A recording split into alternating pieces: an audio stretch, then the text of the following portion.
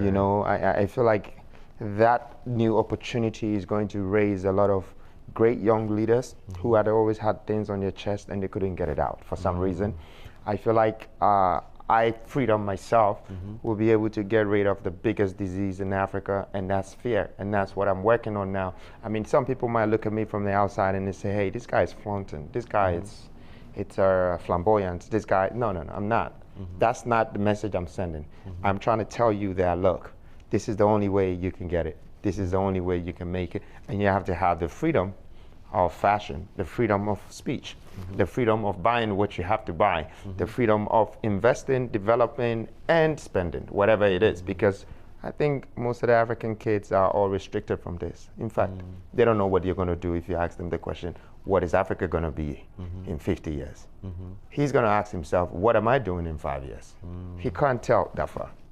Okay, and I want to be able to bring them back. I want to be able to sort of become that, you know, urban, iconic, revolutionary leader that instills this into the youth. So they start to go that way and not look at the government, because I don't want the youth to depend their future on the government when our political platforms are not sort of built properly or tailored properly to suit our economy and our culture. You know, so for me, I am seeing the next 50 years, these opportunities would actually bring Africa back into a realm of creating industrialization of different platforms that would now manufacture and produce our own goods so we can have exportation power against the Western. So I believe that the table will turn around. And my vision, sometimes I feel like I'm coming from the Bible again.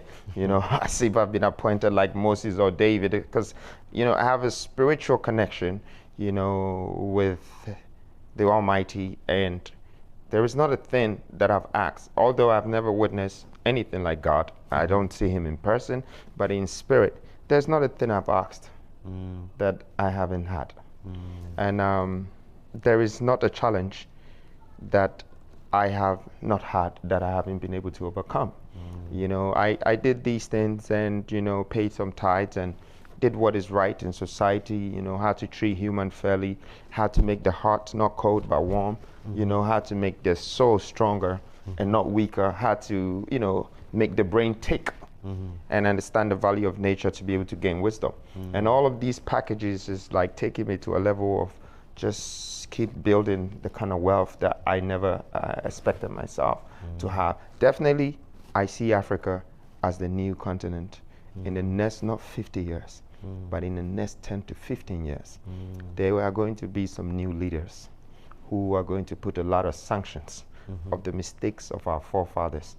And we will all start not to repeat that mistakes again. Because of technology as well, we will see clearly that now this is not the way, but that's the way. So I see a great future for Africa. But then it's a warning to Africans, don't expect anybody to come and build Africa for you.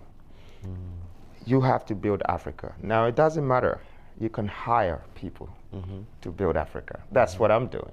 I hire people. I hire the whites, the Chinese, Italians. I mean, yeah, they all work for me. And it's not a crime.